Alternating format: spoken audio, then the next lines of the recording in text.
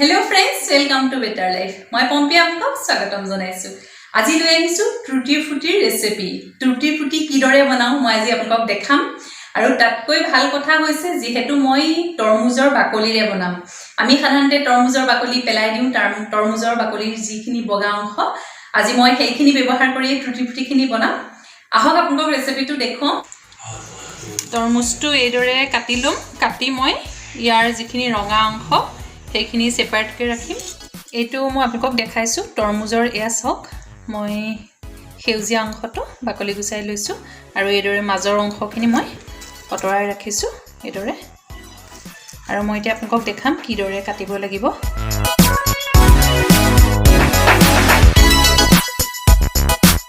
চেনি ল'ব আৰু হিচাপ মতে পানী ল'ব আৰু ফুড কালাৰ লৈছো মই।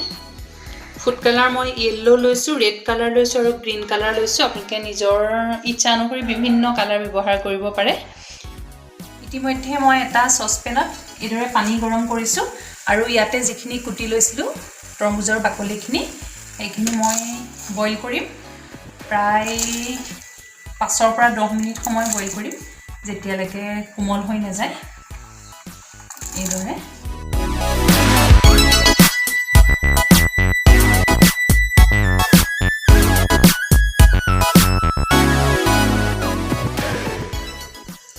ইতিমধ্যে যিখিনি তৰমুজৰ টুকুৰা মই সিজাই ললো এয়া চাওক হৈ গৈছে।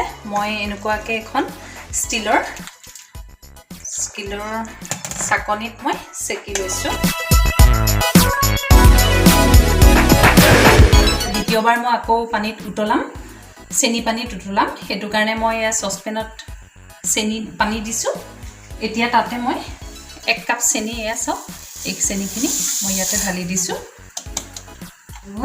ইয়াতে মই অকণমান উতল অহাৰ পাছতে যিখিনি বইল কৰা তৰমুজ সেইখিনি পুনৰ ইয়াত 5 মিনিট বা 6 মিনিটমান আকৌ উতলিব।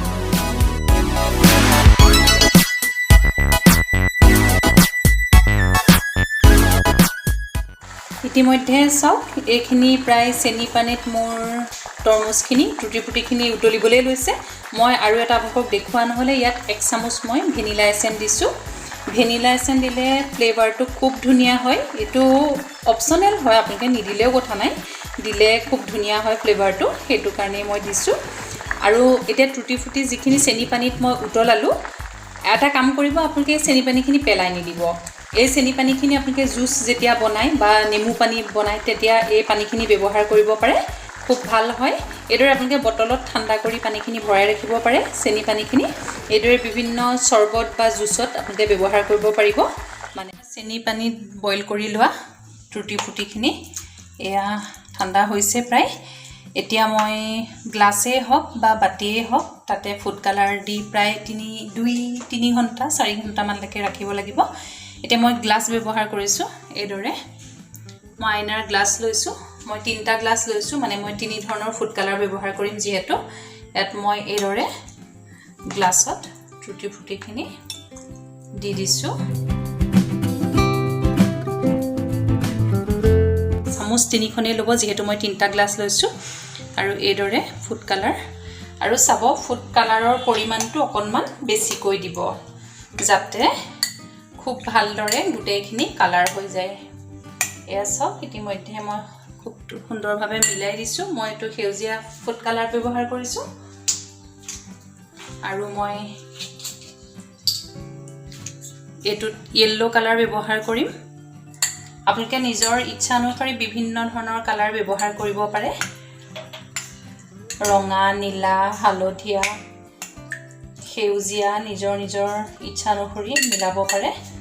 এইটোত চাওক মই হালধীয়া ব্যৱহাৰ কৰিলোঁ আৰু মই এইটোত শেষৰ গ্লাছটোত মই ৰঙা কালাৰ ব্যৱহাৰ কৰিছোঁ। খুব ধুনীয়া হয় আৰু টুটি ফুটি খুব সহজতে এইদৰে আপোনালোকে ঘৰতে প্ৰস্তুত কৰি ল'ব পাৰে।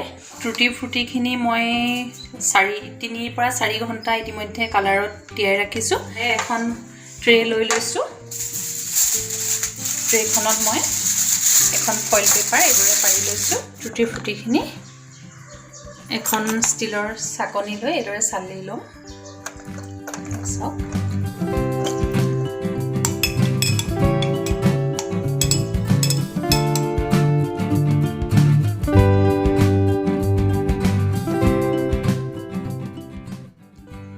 এইদৰে চাওক মই তিনিওবিধ টুটি ফ্ৰুটি ইতিমধ্যে এখন ট্ৰেত ফইল পেপাৰ পাৰি এইদৰে টুকি ৰাখিছোঁ। এয়া চাওক এইদৰে মই এখন ট্ৰেত ৰ'দত দিছোঁ আৰু যেতিয়া শুকাব তেতিয়া মই টুটি ফ্ৰুটিখিনি ভালদৰে টেমাত ভৰাই ৰাখিম। এইদৰে খুব সহজতে কম সময়তে ঘৰতে টুটি ফ্ৰুটি আপোনালোকে প্ৰস্তুত কৰিব পাৰিব। এইখিনি মই ডিজাৰ্ট বা কেকত দিবৰ কাৰণে সম্পূৰ্ণকৈ মোৰ ৰেডি হৈ গৈছে টুটি ফ্ৰুটি। আৰু এয়াৰটাইট কণ্টেইনাৰ যদি আপোনালোকে ভৰাই ৰাখে খুব ভালদৰে 3-4-5 মাহলৈকেও খুব ভাল হৈ থাকিব। খালি বতাহটো আপোনালোকে লাগিবলৈ নিদিব। আৰু খুব ভালদৰে শুকাইছে। মই অকণমান আপোনালোকক দেখাই দিছোঁ। এয়া চাওক খুব ভালদৰে শুকাইছে প্ৰতিবিধেই। এয়া চাওক এইদৰে এতিয়া মই এয়াৰটাইট কণ্টেইনাৰ বা টেমাত ভৰাই ৰাখিম। খুব ভাল হৈ থাকিব বা ডিজাৰ্ট বা কেকত এইদৰে ব্যৱহাৰ কৰিম। আশা কৰিছোঁ আপোনালোকেও এনেদৰে বনাই টুটি ফ্ৰুটি ঘৰতে প্ৰস্তুত কৰি উলিয়াব পাৰিব।